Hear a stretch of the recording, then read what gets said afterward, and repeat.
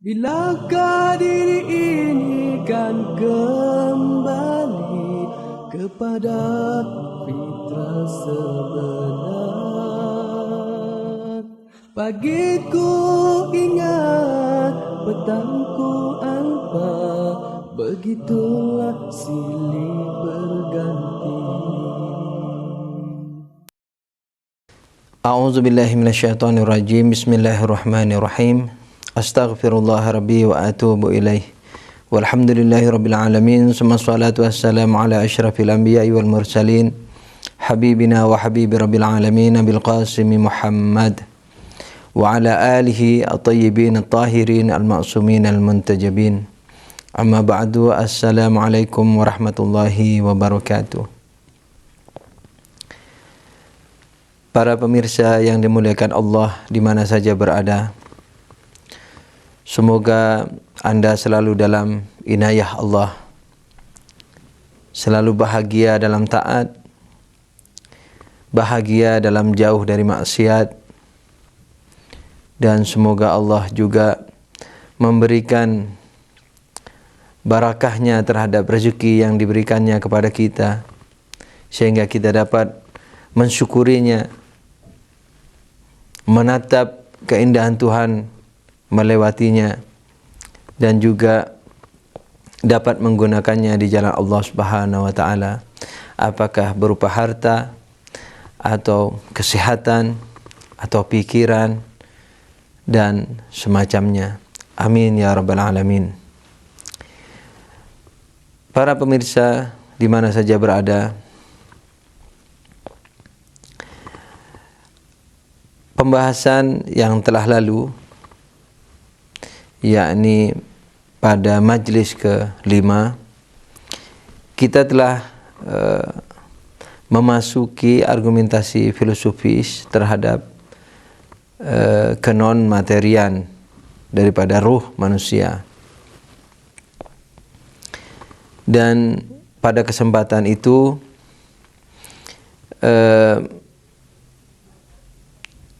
saya hanya berkesempatan untuk menyampaikan argumentasi pertama, yaitu tentang penerimaan manusia, khususnya ruhnya, terhadap form-form atau spesifik-spesifik yang banyak, atau spesies-spesies yang banyak, yang mana merupakan bukti yang nyata bagi keberadaan ruh dan kenon-materian daripada ruh manusia. Berikut ini para pemirsa yang budiman, saya akan menyebutkan dan meneruskan pembuktian filosofis terhadap kenon-materian daripada ruh manusia ini. Senada dengan argumentasi pertama, materi tidak mampu menerima bentuk-bentuk matematika daripada materi. Bentuk matematis daripada materi lebih dari satu bentuk.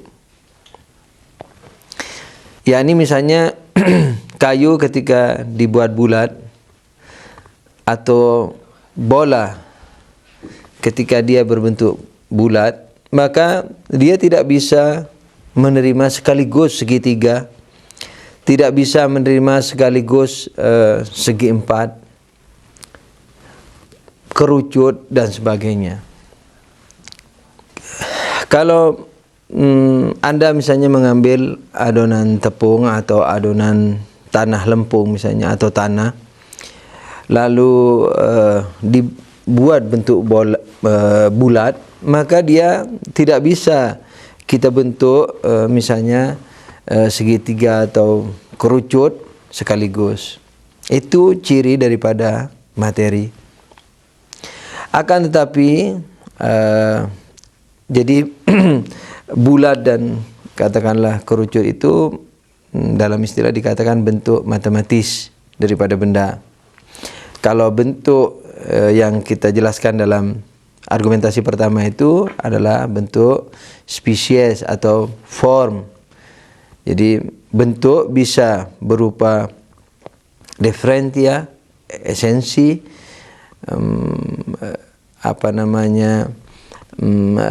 spesifik atau spesies daripada suatu esensi, tapi juga bisa berupa bentuk ini bisa digunakan dalam bentuk matematika sebagaimana bulat dan kerucut dalam contoh kajian kita kali ini.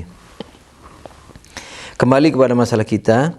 Nah, materi itu tidak bisa menerima bulat dan kerucut atau yang lain-lain bentuk daripada materi sekaligus.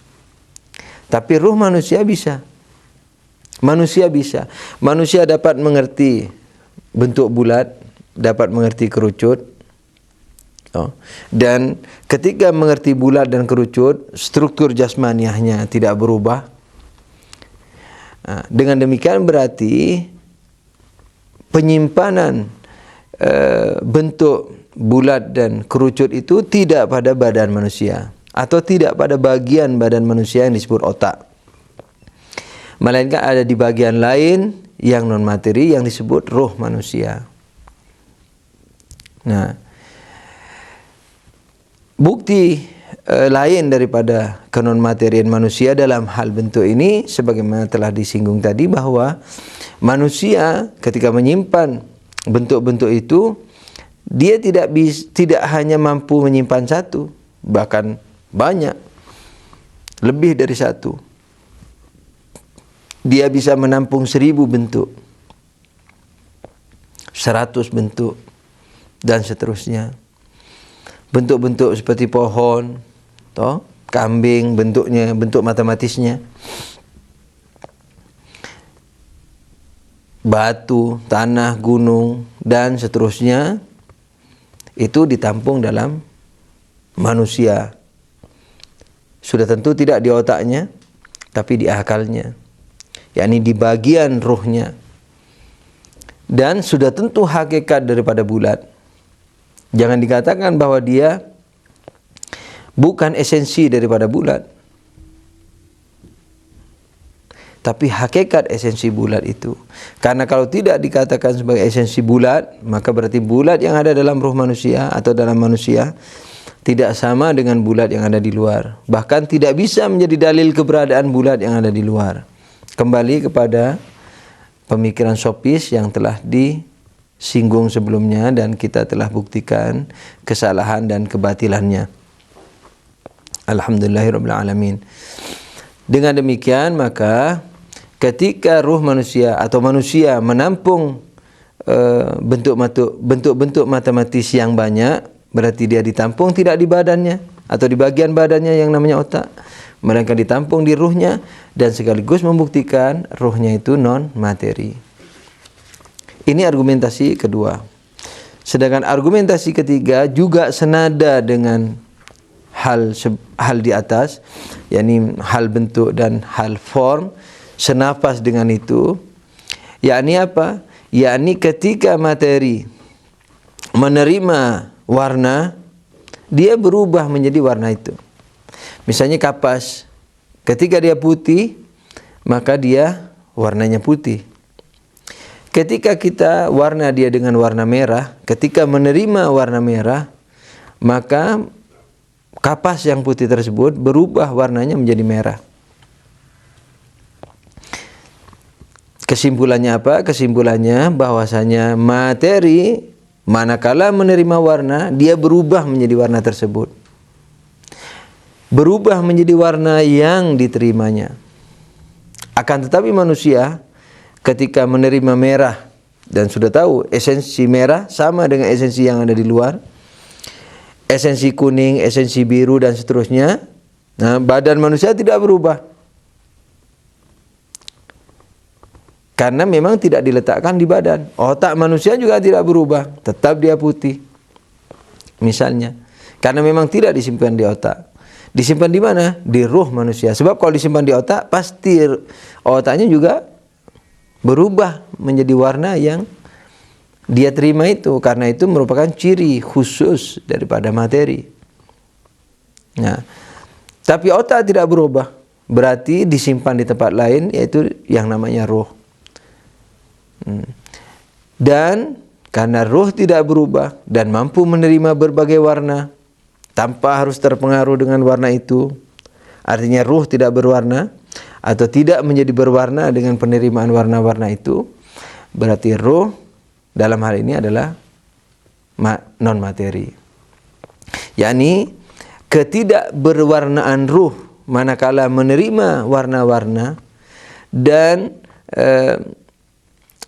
ketidakengganan ruh dalam menerima berbagai warna membuktikan bahwa ruh itu adalah apa? Non materi. Ini argumentasi yang ketiga. Argumentasi yang keempat, banyak sekali kelezatan-kelezatan yang dimiliki oleh manusia itu tidak bersumber kepada materi. Banyak sekali. Misalnya kelezatan cinta kepada Allah Subhanahu wa taala. Kelezatan berzikir. Kelezatan ilmu pengetahuan. Bahkan badannya menolak untuk menerima pengetahuan itu. Misalnya matanya menjadi rabun karena banyak membaca atau banyak melakukan penelitian di laboratorium, atau badannya sakit-sakitan karena harus misalnya jauh dari kampung halaman masyarakat, dia harus tinggal di hutan misalnya, digigit nyamuk atau menderita sendirian kedinginan.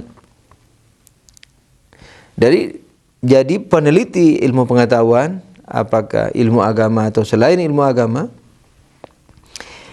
dilihat dari sisi badaniah merupakan penderitaan, kurang tidur, mata jadi rabun, meninggalkan masyarakat kadang-kadang, digigit nyamuk, orang lain tidur dia tidak tidur. Jadi dilihat dari penderitaan, dilihat dari badaniah dan jasmaniah, dia merupakan penderitaan. Tapi dilihat dari ruh, dari dimensi ruh, dia merupakan kelezatan.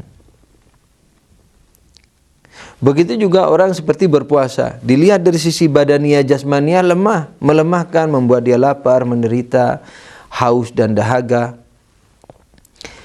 Tapi dilihat dari dimensi ruh, manusia yang berpuasa merasa lezat, merasa nikmat. Begitu juga zikir, sholat, dan seterusnya. Lezat-lezat yang jelas bertentangan dengan dimensi jasmania manusia ini tidak bisa kita katakan bahwa dia apa? Jasmania. Kelezatan-kelezatan itu tidak bisa kita katakan jasmania. Karena jelas jasmania tidak merasakan lezatnya, justru sebaliknya merasakan penderitaannya. Tapi ternyata pada diri manusia ada kelezatan yang tadi ditolak oleh badan, yang merupakan siksaan bagi badan, penderitaan bagi badan itu. Itu membuktikan adanya unsur lain pada manusia selain badania, selain jasmania, yaitu yang dikatakan atau yang dinamakan ruh manusia. Dan karena kelezatan-kelezatan tadi tidak bisa dikategorikan jasmania seperti zikir, bukan makanan. Seperti puasa, justru tidak makan. Seperti menyendiri di hutan, justru digigit nyamuk. Kelezatan-kelezatan itu karena tidak bisa dikategorikan jasmania, maka sudah tentu dia kelezatan non materiah, yakni non materi, kelezatan maknawi, dan sudah tentu tempatnya di ruh manusia yang juga merupakan non materi. Ini merupakan dalil keempat bagi kenon-materian daripada ruh manusia. Argumentasi yang kelima, bahwa manusia memiliki ilmu. Ini sebenarnya argumentasi yang penting karena dia berhubungan juga dengan bahasan-bahasan lain dalam filsafat. ruh ini sebagai tempat ilmu pengetahuan, bukan otak, bukan badan. Dan ilmu merupakan sesuatu yang non materi, bukan materi. Nah, untuk lebih jelasnya, sebelum saya membuktikan kenon materian ruh dilihat dari dimensi kepemilikan ilmu ini, kita buktikan dahulu bahwa ilmu itu non materi. Ilmu yang ada pada manusia itu adalah non materi. Argumentasinya secara global sebagai berikut. Satu daripada ciri ilmu tidak bisa dibagi. Misalnya rumah, atau telur. Kalau Anda bayangkan telur dalam diri Anda, telur yang ada pada diri Anda itu tidak bisa dibagi. Tapi kalau telur yang ada di luar, yang menjadi objek pengetahuan kita, bisa dibagi. Bisa dipotong menjadi 2, dipotong menjadi 4 bagian, 3 bagian, 1000 bagian, 1.000.000 bagian, 1.000.000.000 bagian misalnya, menjadi atom-atom. Tapi telur yang ada di akal manusia tidak bisa dibagi. Kapan saja Anda membagi telur yang ada dalam benak Anda itu, dalam akal Anda, katakanlah menjadi 2 bagian, telur yang pertama itu tetap utuh. Telur yang ada pada akal Anda yang kemudian Anda bagi menjadi 2 atau 3 atau 4. Jadi Anda bayangkan dia terbagi menjadi 3, 4, 5 dan seterusnya. Telur yang ada tetap ada. Telur yang dibagi tetap utuh. Tak pernah bisa hilang. Tak pernah bisa menjadi 2 bagian, 3 bagian, 4 bagian dan seterusnya. Nah, jadi lalu 2 bagian, 3 bagian dari mana? Itu adalah bentuk yang lain, hayalan yang lain, dimensi yang lain yang dibuat oleh akal kita. Itu adalah salah satu kemampuan akal kita. Bisa mengurai, bisa menggabungkan. Misalnya warna telur yang putih kita gabung dengan warna hitam. Padahal secara natural dia putih atau kekuning-kuningan sebagiannya. Kita campur warna, kita kasih dalam akal kita warna biru misalnya. Nah, dengan demikian salah satu kemampuan ruh, akal adalah mengurai seperti membagi tadi atau menggabungkan. Nah, dalam hal penguraian, salah satu contoh penguraian adalah pembagian tadi. Jadi ketika telur dibagi menjadi beberapa bagian, telur pertama tetap ada. Kemudian bagian-bagian itu adalah bayangan yang lain daripada akal, bentuk yang lain yang dibuat oleh akal, yang sudah tentu kadang-kadang melalui contoh yang ada dalam kehidupan, karena dibagi-bagi kemudian digambarkan dalam akal kita, diketahui oleh akal kita, atau akal kita yang mencipta bagian-bagian itu tanpa contoh daripada kehidupan nyata dalam keseharian kita. Nah, dengan demikian, karena telur yang ada dalam akal kita tidak bisa dibagi, maka itu merupakan ciri non materi. Sementara telur yang materi bisa dibagi. Nah, ini bukti pertama bahwa ilmu kita itu adalah non materi. Nah, ketika ilmu kita non materi, sudah tentu tidak tinggal dalam otak kita. Karena kalau tinggal dalam otak kita, dia ikut terbagi dengan terbaginya otak. Jadi dia ada dalam roh kita yang sama-sama non materi. Bukti yang lain daripada kenonmaterian ruh, melalui kenonmaterian ilmu ini adalah masuknya yang besar ke dalam yang kecil. Salah satu ciri daripada non materi, salah satu ciri daripada materi adalah tidak masuknya yang besar ke dalam yang kecil. Misalnya kereta api sebagai pembawa penumpang itu tidak bisa masuk ke dalam kantong kita, kocek kita. atau tidak bisa kita genggam. Kereta api tidak bisa kita genggam dalam tangan kita ini. Karena dia besar, tangan kita kecil. Nah, gunung yang besar tidak bisa dimasukkan ke dalam gelas yang kecil. Gunung yang besar tidak bisa dimasukkan ke dalam telur yang kecil. Bumi yang besar tidak bisa masuk ke dalam telur yang kecil. Minal mustahilat dalam istilah. Jadi dia merupakan hal-hal yang mustahil.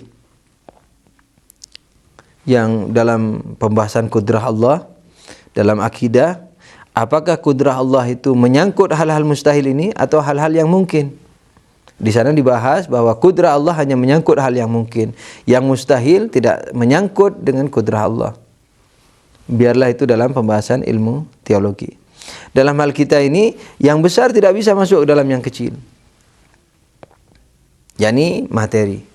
Tapi dalam manusia yang ukurannya seperti kita ini, tidak terlalu besar, dia bisa mengerti tingginya pohon kelapa, besarnya gunung, besarnya bumi, matahari. Dia mengetahui semua yang lebih besar daripada dirinya. Karena objek ilmunya itu lebih besar, sudah tentu tidak disimpan dalam badannya atau bagian daripada badannya yang namanya otak. Kalau disimpan di sana pasti meledak. Manusia tidak mampu menampung pohon kelapa, apalagi gunung, apalagi bumi yang lebih besar daripada dirinya. Tapi dia mengetahui tingginya pohon sesuai dengan tingginya. Jangan dikatakan skalanya. Sebab kalau dikatakan skalanya, berarti manusia tak pernah tahu tingginya pohon. Yang diketahui hanya skalanya, yang disadap oleh mata kita, yang sudah mengecil menjadi katakanlah 1 milimeter, 1 mili senti, 1 mili. Kemudian 1 mili ini mungkin diperkecil lagi menjadi katakanlah 1/1000 mili. Kemudian 1/1000 mili ini yang dikirim melalui saraf kita ke otak kita. Kalau penyimpanan itu hanya di otak, berarti yang diketahui otak ya 1/1000 mili daripada gunung. 1/1000 mili tingginya daripada gunung yang besar atau pohon kelapa yang tinggi itu. Dari mana dia tahu yang besar itu? Dari mana tahu yang kecil? Kalau dikatakan kita tahu daripada skala, ini mengingkari fitrah kita. Karena ketika kita melihat pohon, kita tidak pernah berpikir, oh yang saya ketahui ini 1/1000 mili, kemudian ini jarak saya ke dia sekian meter, kemudian dari hukum segitiga, sudut-sudut 60 katanya, ya ini mata kan memiliki sudut pandang 60 derajat misalnya. Dengan demikian disimpulkan bahwa pohon kelapa yang jaraknya ke saya itu 10 meter, tingginya misalnya 7 meter. Tidak pernah kita ketika kita melihat pohon berpikir seperti itu. Yang kedua, jarak saya ke dia yang katanya 10 meter itu juga nggak pernah saya tahu. Kenapa? Yang 10 meter itu sudah menjadi 10 mili. Jadi tidak pernah ada yang diketahui secara nyata. Yang diketahui semua bentuk skala. Dari mana saya tahu bahwa skalanya ini sekian? Yang 1/10 mili ini daripada pohon kelapa, skalanya perbandingannya 1/10 mili banding 7 meter. Jarak saya dengan dia 1/10 mili perbandingannya dengan 10 meter. Dengan gunung itu 1/10 mili perbandingannya dengan tingginya gunung yang katakanlah 1000 kaki. Dari mana kita tahu itu? Orang kita tidak pernah tahu 1000 kaki, 10 meter, 7 meter, kita nggak pernah tahu. Semuanya yang kita ketahui dalam bentuk 1/10 milimeter. Nah, yang pertama mengingkari fitrah karena kita tidak pernah berpikir seperti itu kalau melihat sesuatu. Yang kedua kita tidak pernah melihat kenyataannya. Semua 10 milimeter. Dari mana kita tahu? Seandainya penyimpanan itu dalam badan kita, jasmaniah kita atau bagian daripada badan yang namanya otak. Karena yang kita ketahui adalah 10 meter sesuai dengan kenyataannya. Bumi yang besar kita dapat bayangkan sesuai dengan kenyataannya. Dan itu merupakan esensi, jangan lupa. Yakni sama antara yang diketahui dengan hakikatnya. Yang tidak sama hanya efek eksistensinya. Sebagaimana maklum pada majelis sebelumnya. Karena kita tahu yang besar sesuai dengan besarnya, tidak pernah merasa diskala, maka berarti dalam konteks ilmu manusia terhadap benda-benda matematis yang lebih besar daripada dirinya, itu membuktikan adanya unsur lain yang ada pada manusia selain jasmania. Karena jasmania manusia sama dengan jasmania yang lain tidak bisa menerima yang lebih besar. Dengan demikian dapat disimpulkan, kesimpulan pertamanya apa? Ada unsur lain pada manusia yang namanya ruh. Dan karena yang besar masuk ke dalam yang kecil, di mana pada materi tidak bisa, berarti ruh itu adalah non materi. Karena yang besar masuk ke dalam yang kecil yang namanya manusia ini, berarti dia adalah non materi. Maka itu hilanglah hukum materi yang mengatakan bahwa yang besar tidak bisa masuk ke dalam yang kecil. Nah, dengan demikian terbukti bahwa ilmu itu pertama adalah apa? Non materi. Ketika ilmu non materi dalam pembuktian kedua ini, yang besar masuk ke dalam yang kecil, dapat diketahui bahwa pada manusia ada unsur non materi. Karena masuknya yang besar ke dalam yang kecil yang namanya manusia, kalau dilihat dari badannya dia tidak masuk, berarti dilihat dari dimensi lain, yaitu dimensi roh. Jadi ini juga sebagai bukti bagi orang lain, materialisme misalnya, yang tidak meyakini adanya non materi, yang tidak meyakini contohnya adanya roh, kita dapat berdalil dengan dalil ini kepada mereka bahwa pada manusia ada unsur lain yang namanya roh dan itu non materi. Yang kedua yang berkenaan dengan bahasan kita apa? Bahwa roh kita ini adalah non materi. Ini juga merupakan bukti yang akurat, yang jelas, yang gamblang. Karena yang besar masuk ke dalam yang kecil manusia ini, berarti dia masuk bukan ke dalam bagian materinya, melainkan ke bagian non materinya. Dengan demikian maka kita telah menyelesaikan argumentasi kelima pada pertemuan kali ini, dan insyaallah akan kita teruskan ke majelis berikutnya. Untuk setakat ini dapat kita simpulkan, dan insyaallah nanti kita simpulkan lagi di akhir pembuktian, bahwa pada diri manusia ada yang namanya ruh, dan ruh ini adalah non materi. Untuk sementara ini dengan 5 bukti yang sudah diajukan, semoga argumentasi ini dapat dipahami dan menambah itmi'nan kita, keyakinan kita, kemantapan kita untuk insyaallah mempersiapkan kepemilikan sifat-sifat baik batiniah seperti keimanan dan seterusnya, keikhlasan, atau yang bersifat lahiriah, yakni yang memiliki manifestasi lahir seperti ketakwaan dan sebagainya.